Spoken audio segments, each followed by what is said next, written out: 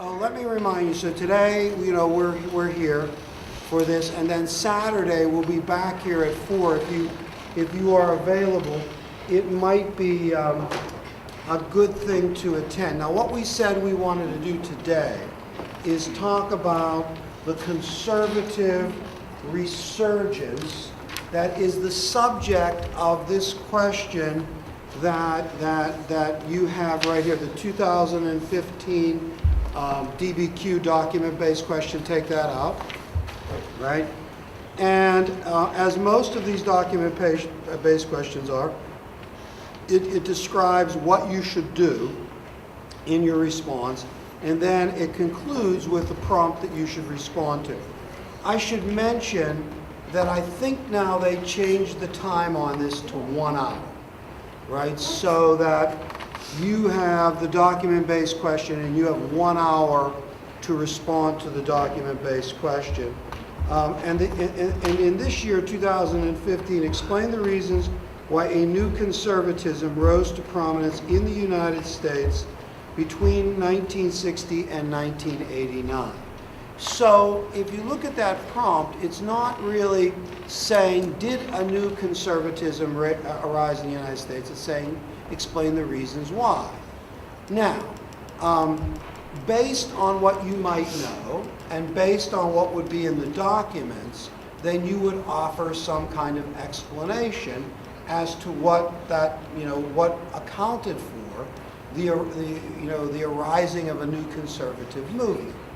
Now, the conservative movement that does arise largely in the 1970s, culminating with the election of Ronald Reagan, on some level is a backlash against a number of things that had been transpiring.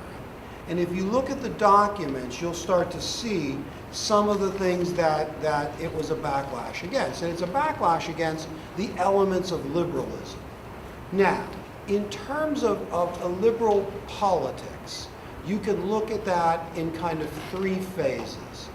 Progressivism is the beginning of it, right? So around the turn of the century, we know that reformers emerged who argued that government on every level should more actively intervene in the economy for the benefit of the people, right? That notion that government should work for the benefit of the people to round out the rough edges of capitalism and industrialization and urbanization. And we talked at length about the progressive movement. We talked about progressive ideology. We said that the progressives aspired to do certain things, to provide a social safety net on a limited level, to provide protection for consumers, to provide protection for workers, sometimes on a state level, sometimes on a national level, but in all cases it involved a more active government, right? And one that was not corrupt and mismanaged, but controlled and accountable for the people and run by professionals. Now, you could view the New Deal as an extension of that. Many people who were involved in the progressive movement embrace the ideas of the New Deal. The New Deal, regarded government, again, as the agent for action.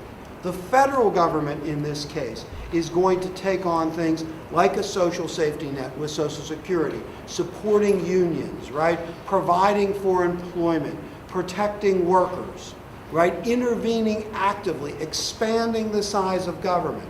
Right? The progressives expanded, the New Deal expands it even further. In the 1960s, Lyndon Johnson becomes president after the death of John F. Kennedy. So Kennedy was elected in 60. Johnson was his running mate, right? He was the vice president. When Kennedy was assassinated, Johnson took over as president. Johnson, we look at, Kennedy, and he's exciting and he's a romantic, figure, and, an inspiring figure who was cut short early in his life, a young, handsome guy, etc.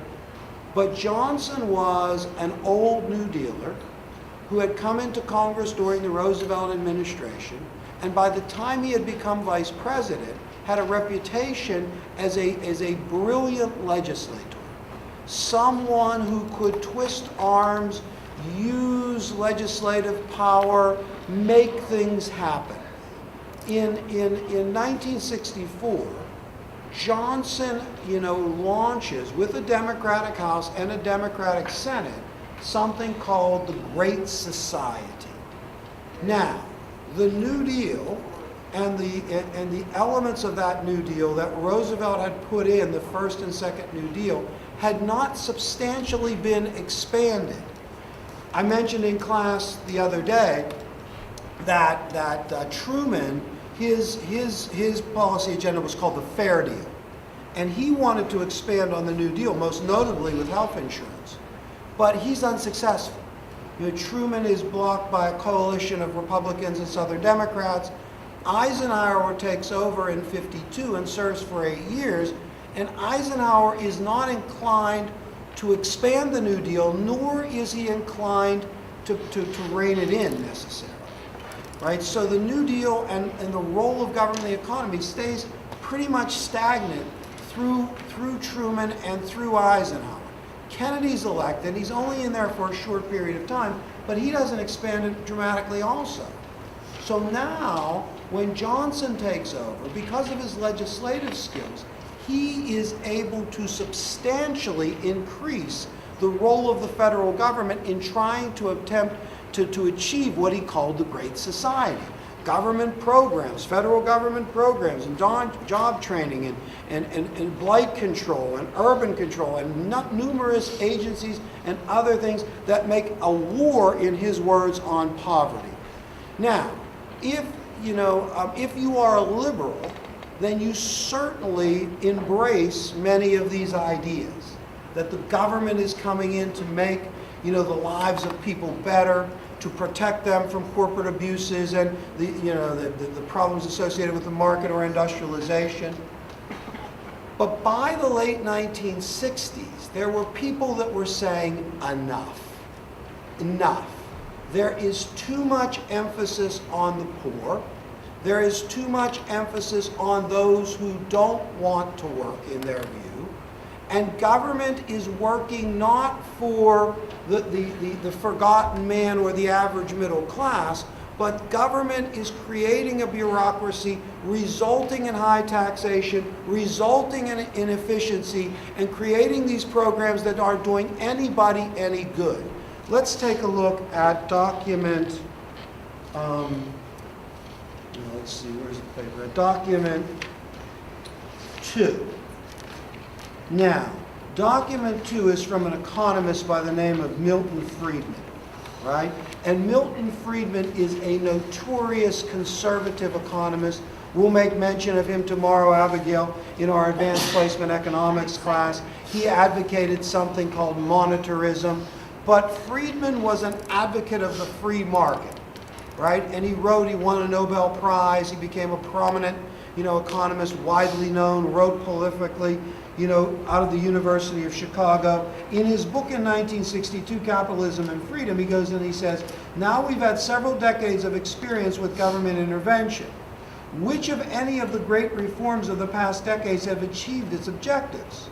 A housing program intended to improve the housing conditions of the poor, to reduce juvenile delinquency, and to contribute to the removal of urban slums has worsened the housing conditions of the poor, contributed to juvenile delinquency, and spread the urban blight. The greater part of the new venues undertaken by the government of the past few decades have failed to achieve their objectives. The United States has continued to progress. Its citizens have become better fed, better clothed, better housed, better transported. Class and social distinctions have narrowed. Minority groups have become less disadvantaged. All of these have been a product of initiative and drive of individuals cooperating through the free market. Now, that type of ideology that began to pervade, particularly in the middle 1970s, lays a foundation for the emergence of a conservative movement. I mean, Ronald Reagan will say this. In his inaugural address, Ronald Reagan says this, and this embodies the entire conservative surge. Government is not the solution. Government is the problem, right? I mean, that's the Reagan line that endures. That government is not the solution. Progressives, you were wrong. New Deal, you were wrong. Great Society, you were really wrong, right? And government has created problems. It's not the solution. Now, that was one element of the resurgence. So if you were responding to this question, one element of what leads to the resurgence, one thing you could explain is just what I explained there. That the conservative movement was a response to what people saw as the emergence of big, inefficient, bloated government that benefited, small groups of people at the expense of larger groups of people. Now, the other things that impacted the resurgence of conservatism were social things like feminism, right? We view feminism as something that empowers women to have equal opportunities. By the 1970s, a significant faction of Americans were viewing feminism not in that manner. They saw feminism, they saw gay rights, they saw anything that kind of went outside of what had historically been traditional American families as a threat and destructive to kind of the peace and harmony and stability of society. So feminism in terms of equal rights for women might seem like something that was logical. I mean, the feminist movement, if you want to date it, you might say that, the suffrage movement of the 1860s and 1870s and 1880s, where women were advocating for the vote, is an early kind of evidence of that. But even before that, in the 1840s, there were people pushing for women's rights, particularly the right to vote. We know the 19th Amendment to the Constitution, prohibited states from keeping women or keeping people from voting on the basis of gender, which gave women the right to vote. There were people that resisted this. Think about it. I mean, it sounds dumb today, but you're saying, well, look, women shouldn't vote. Why not? Well, because they're women, right? I mean, what kind of logic is there, right? Well, I think the logic is, okay, women have a role, and that role is not governance, it's not power, that isn't their role. Their role is in the family, right? In the home, in certain occupations that mirror the family in the home, like teaching and nursing. And so the beginning of it on some level is women can vote. In the 20s, women take it further, right? They start to move into areas of some level of sexual independence with birth control. They move into areas of leisure with dating and, other things, and smoking and drinking. And, now people basically say, see? Now, fast forward through World War II, when women now are in factories, right, and working, which is giving them more independence. And then when the war ends, there's a period of backlash where women are willing to retreat into suburbia with their husbands, but they find that suburban experience unfulfilling. Betty Friedan, in 1974, I think, writes this groundbreaking book called The Feminine Mystique, where she says, well, look, we have all these people that have accomplished all these things, and these women are trapped in suburban homes. And so in the 70s, the feminist movement emerges, and women are starting to say, we want to do different things, we want to fill different occupations, we want to move into different spheres, we want equality with men, and there is a backlash against this. that people are saying, no, no, no, no, this is going to ruin the home. It's going to ruin the family. It's going to ruin the order of society. And a part of the conservative movement is anti-feminism. Right? Another part of the conservative movement is anti-civil rights. Now you might say, what? You mean to tell me that the civil rights movement of the 1960s, the one that Martin Luther King champions with the Montgomery bus boycott in the 1950s, and culminates with his dramatic march on Washington, D.C., and his speech in front of the Lincoln Memorial and the Voting Rights Act and all the things that King had accomplished. You mean to tell me that there was an actual faction of conservatives that said this, was no good? They didn't really say that. What they said was, this has gone too far, right? That the civil rights movement had achieved important goals. And yes, segregation, although elements of the conservative movement weren't really uncomfortable with segregation, but they said, lawful sort of segregation and discrimination, no, those things aren't right? Those are wrong, and to make those illegal is okay. But where the conservative movement picked up on it is he said, no, no, no, no, that's true, those things are wrong, but it's gone too far, right? It's gone too far. And the real whipping boy for it going too far is affirmative action. And affirmative action was policies of the federal government to basically set straight historic discrimination.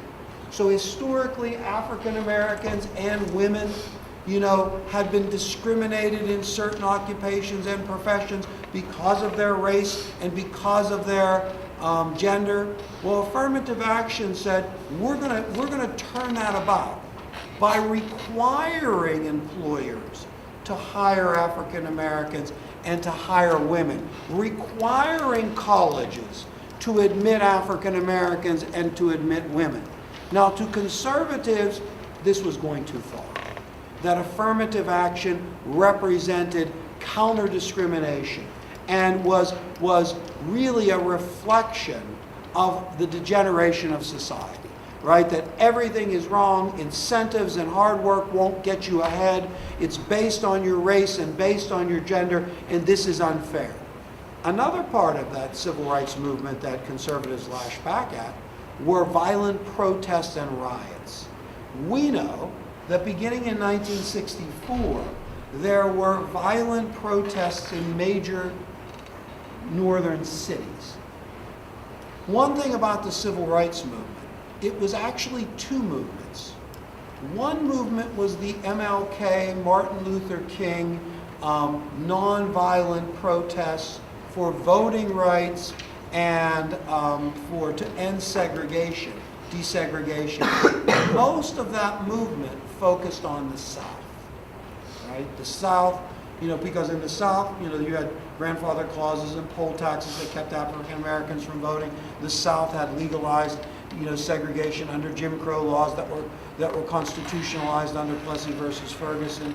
And really, the modern civil rights movement begins with the case of Brown versus the Board of Education in 1954, which overturned Plessy versus Ferguson and said that separate is inherently unequal. Now, right, that movement focused on that area.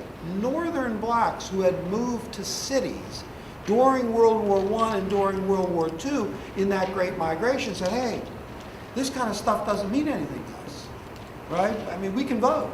We can vote.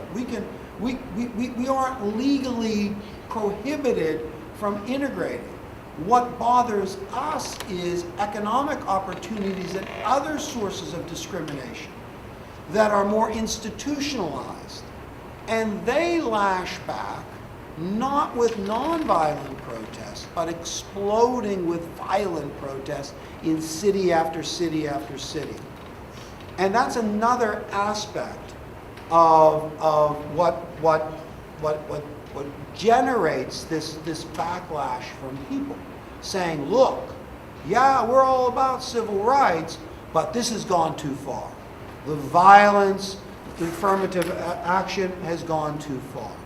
and so has moral license, right? That's gone too far. Look, in the aftermath of World War II, suburban society was built on some level of patriotism, some level of Christianity, Protestant and Catholic Christianity, that kept stability in those communities. The counterculture was young people challenging, right, the consistency of their parents and elders. Hey, you say that we should treat each other in this way and we should follow the Bible, but look what you're doing to black people. You say we should do this and we should do that, but look at your materialism and look at your greed and look at how you treat each other. In other words, there's an incongruency between the values that you purport and the way that you behave. And this gigantic youth culture of counterculture emerges and says all bets are off. Everything is off. Money is no good. Marriage is no good. Institutions are no good. Everything is no good. We challenge that. Morality is relative to what I think is important, not any kind of book or creed or anything like that. And there was a backlash against that. Take a look at document 4.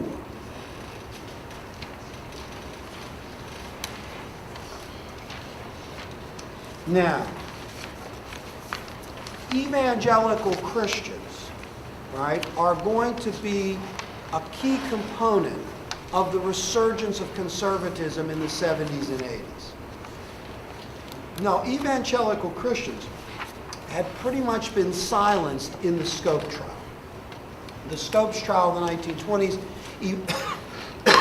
evangelicals had, opposed evolution. They had come off William Jennings Bryan. I don't know if you read about that trial, but William Jennings Bryan had come to support the prosecution there. Clarence Darrow called William Jennings Bryan as an expert witness on the Bible and humiliated him, in a cross-examination about the Bible. And it challenged things, and Bryan was embarrassed, and so was, evangelicals, and they kind of went underground. But in the 70s, evangelicals began to assert influence again. Popular ministers like Jerry Falwell, Billy Graham, and others began to respond to what they saw was a degeneration of morals and values. Listen to this document. Here's Jerry Falwell in 1980. We must reverse the trend America finds herself in today. Young people between the ages of 25 and 40 have been born and reared in a different world than Americans of years past. The television set has been their primary babysitter. From the television set, they have learned situation, ethics, and morality. They have learned a loss of respect for human life. They have learned to disrespect the family as God has established it. They have been educated in a public school system that is permeated with secular humanism. They have been taught that the Bible is just another book of literature. They have been taught that there are no absolutes in our world. They have been introduced to the drug culture. They have been reared by the family and the public school in a society that is greatly void of discipline and character building. These same young people have been reared under the influence of a government that has taught them socialism and welfarism. They have been taught to believe that the world owes them a living whether they work or not. I mean, you could not capture the spirit of that conservative movement better than that excerpt. It's all there. The role of government, morality, religion, family, these were all things that many, many Americans saw coming unraveled, right? Another thing that the new conservative movement connected to was America's strength overseas, right? Or in the world. Now, in the aftermath of World War II, America was considered to be the preeminent power in the world, and we were. We had the nuclear bomb. We had the best technology. We had, what we considered to be a superior military and superior technology and a superior system. A city on a hill, manifest destiny. Certainly, the emergence of the Soviet Union and the Cold War challenges that. But the United States believed that it had the moral advantage, that we were fighting, as Truman said in the Truman Doctrine, for what was right, and that we had the strength and the economy to defend what was right. Vietnam shatters this. It shatters this. I mean, our entrance into the Vietnam War really begins in earnest in the late 1950s. If you go to the Vietnam Memorial, you will see the first casualties, the first deaths in Vietnam are 1959. Our ground troops don't go on the ground until 1965, right? After 1965, our troops go from 100,000, 200,000 to 580,000 in Vietnam. 58,000 will be dead, 200,000 will be wounded, and countless billions of dollars will be spent. And at the end of the story, in 1974, America withdrew in 1973 its troops. In 1974, the North Vietnamese overran the South Vietnamese, and Vietnam unified under communist rule. What we attempted to prevent from happening happened, right? And this shattered the myth of American invincibility, right? I mean, look, in 1976, there was a movie that came out, Rocky, and I told you before that I know every word in the movie Rocky. But the most significant social thing about Rocky is this: he loses the fight, right? So think about this. Rocky trains really, really hard. We all watched it. We all cheered him on. Go, Rocky, go. Go, Rocky, go. Right? He trained. They played the music. He got stronger, feeling strong. As he got stronger, Adrian got better looking. Right? So Adrian went from, kind of homely. By the end of the movie, Rocky's getting stronger. Adrian's getting better looking. Things look like they're going to go well for Rocky. Then at the and no one picks this up, at some point in the movie, Rocky goes to the venue where the fight is going to be, and he comes back and he says to Adrian, I can't do it. And she said, what? I can't win it. Well, I can't win this fight, but if I can just go the distance, right? If I could just go the distance, I don't have to win. Now, I know you think that I'm crazy and this means nothing and this was just a dumb movie, but this came out in 1976, the 200th anniversary of the United States, set in Philadelphia, and what Rocky says is, I don't have to win to win. I can set the terms of victory below that. And so Rocky fights the fight, and at the end, he's the winner. He gets the girl, everyone cheers. But in the distance, they are announcing that Apollo Creed won the fight. But you still feel good about Rocky, and you feel good about the United States, because we went the distance. We might not have won the fight. Now, that sort of mentality that America now was not, the invincibility was shattered, was something that many Americans flash back at. No, we're great. No, we are the top dog. No, we will not lose. I mean, Reagan came along and basically said that. Look, in '79, the Iranians seized our diplomats at the American embassy and held them hostage for 450 days. And Reagan, said, if I'm the president, this isn't going to happen. America, he doesn't say America will be great again, right? He says it will be morning again in America, right? That America, this resurgence of national pride, of patriotism, of the celebration of capitalism, getting government off the backs of the people, returning to traditional values, making the freeloaders work for a living, having, women in the home and taking care of the family, having children raised right, getting rid of the drug culture, getting rid of other distractions. These are all things that this new conservatism is going to connect to, right? And they would all be things that you could explain. Now, in the AP, here are the things that they give as reasons and potential reasons, and this is not the entire list. Reaction against big government, and we talked about that.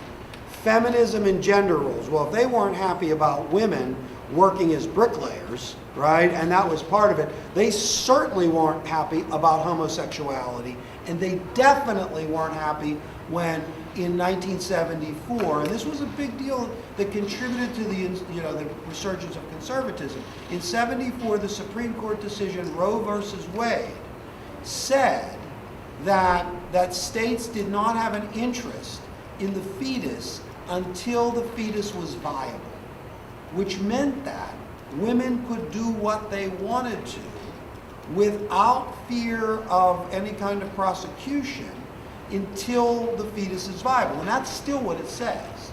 Right? Roe versus Wade basically said that you can't pass a law regulating the fetus until it's viable. Right? And then you can pass laws. But prior to that, women could therefore have abortions. Well, this drove people crazy. Homosexuals coming out of the closet drove people crazy. Feminism drove people crazy. These were things that were challenging the stability in the institutions of society. Okay? The evangelical movement in itself, its popularity, right, and those evangelicals having platforms to perpetuate their political ideology, right, contributes to it. And that becomes, controversial. Anti-tax measures, right, suggesting that taxes were too high. Weakness in foreign policy. Social change. Communism is still a threat. Economic stagnation. Another big factor is this. Look, in 1974, in 1973, and we talked about this the other day, in 1973, the Arab neighbors of Israel unified and attacked Israel on Yom Kippur, right, the Yom Kippur War. By that time, the Arab nations had joined together in the Organization of Oil Exporting Countries, OPEC, and they recognized the strength of their oil supply and determined to use it against Israel. And they said anybody who helped the Israelis in this fight will embargo oil. All right? The United States helped the Israelis. They embargoed oil. Gas prices shot up. It devastated the economy. And this shook people. It shook people how vulnerable we were to some two-bit, kind of what we consider some two-bit Arab sheik who could collapse the United States economy with this embargo. And so when Reagan comes along and says, I'll make you strong again, I'll bring back dignity to America, people connect to that, right? We got pushed around by OPEC, right? Then we got pushed around by the Iranians, in 79. And both of those times resulted in an economic stagnation that severely cripples the economy. And so people are out there looking for strength, right? They're looking for social and economic stability. And the conservatives are arguing that they have it. And that Ronald Reagan is the man to deliver it. They find their candidate. Now the thing about Reagan was that Reagan held these conservative views, but he was eminently likable. And he was a good speaker. So you had a lot of conservatives that were unlikable. What's that guy on Tucker Carlson and all these guys that are on? Well, nobody likes them because they're mean, right? But if you had Reagan, he shared these conservative views, but he smiled, and he was nice, and he was ingratiating, and he treated people nice, and he was friendly, right? So he combined and he was a good speaker and a brilliant communicator. And he combined those views that increasingly people were latching on to with a personality and political skills that is going to catapult him into the presidency in 1980. And with the election of Reagan in 1980 into the presidency, the New Deal coalition, right, and the counterculture and the social movements that had defined the country from the 20s through the 30s through the 40s all collapses with a conservative resurgence, right? And Reagan then appoints, Supreme Court justices and a cabinet, and the Republicans take control of Congress, and now the conservatives are moving, into power. I should say that when it lasts for 12 years, because Reagan is elected in 80, he's reelected overwhelmingly in 84, right? And then in 88, George W. Bush, not W. Bush, H. Bush, who was Reagan's vice president, is elected, which is an extension of Reagan. So for 12 years, and then in 92, Clinton is elected to the presidency. When Clinton is elected, he runs as a conservative Democrat, kind of saying, we'll put a Democratic shine on this conservative ideology, right? We'll put a Democratic version of this. It's not until Barack Obama is elected, easy Robbie, not until Barack Obama is elected in 2008 that there is a genuine progressive backlash against that conservatism. All right, now let's take a look at, that's a sweeping kind of thing. And so anti-tax, economic stagnation, law and order. Let's take a look at document 1. Barry Goldwater runs against Johnson in 64 as a Republican and gets waxed by Johnson. Johnson wins an overwhelming victory. But Goldwater says this: Franklin Roosevelt's rapid conversion from constitutionalism to the doctrine of unlimited government is an oft-told story.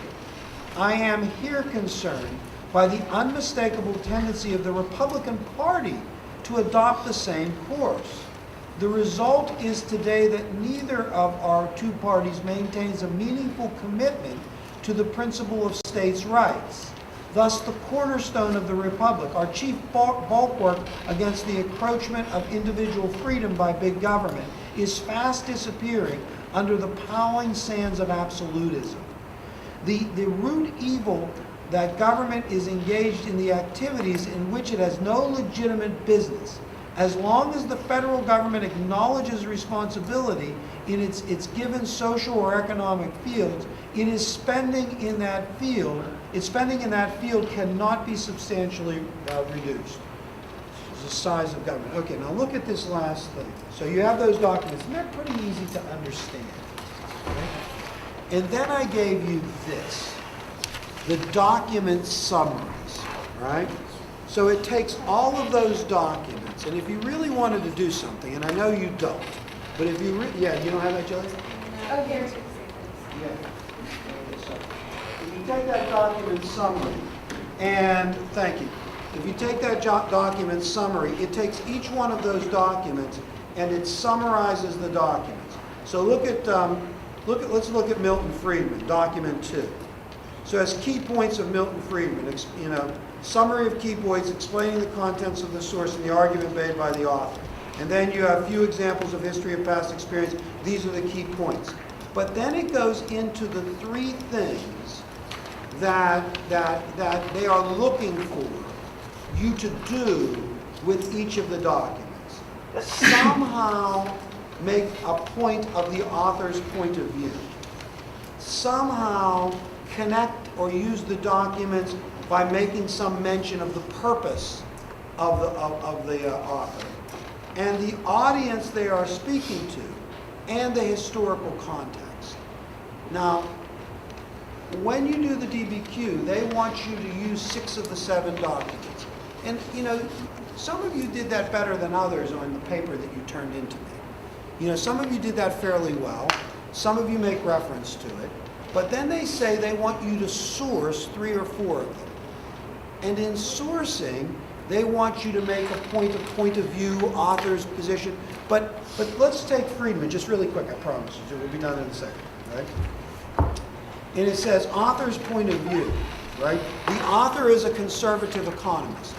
All that you would have to do to achieve that point is say that Milton Friedman, comma, a conservative economist, comma, said this or did this or mentions this or supported this, so that you identify the point of view of the person and the source. And if you do that with 3 or 4 of the documents, then you get the point. It's a hard point to get. It's probably not going to be hard for you to use. If I tell you to use 6 of the 7, you'll do it. It might be pitiful when you do, but you'll do it, right? But if you have to source 3 or 4 of them, these are the indications of how you do that, right? So one thing you could do in preparation is look at the documents. They're easy to read. They're modern documents. They're briefly read, some of them. And then look at the summaries and how they source them, and just think about it a little bit. Right? Okay. We'll just, does anybody have a question? I know that was sweeping. It was a sweeping thing, and it gives you an overview of that period that we're not going to talk about at all. When you do your paper, well, we'll talk about it after the test, but when you do your paper, you read about the Arab oil embargo, you'll read about Watergate, you'll read about the general malaise of the 1970s in that article about the 70s. That's worth reading if you're taking the test, and it's certainly worth reading if you're going to do this paper, right? I think it would be helpful. Anybody have any questions, anything about it? All right, Robbie, are you glad you came?